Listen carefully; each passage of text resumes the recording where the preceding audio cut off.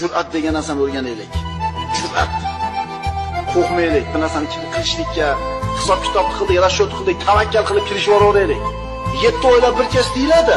Bizda shu 77 marta o'lchab turib, bir marta ham kesmay o'tib ketgan odamlar. 7 o'lchab bir kesish kerak. O'lchashda maqsad nima edi? Kesish edi. Qarang. Kamolat hosil qilishdan chetlangan kishi odamlarning eng qo'rqog'idir. Biznes qilyapmiz, sport bilan shug'ullanyapmiz, ilmga kirishyapmiz, nimadir qilyapmiz. Shunda ikkilanish paydo bo'ladi. Bo'larmikin? Qana bo'larkin?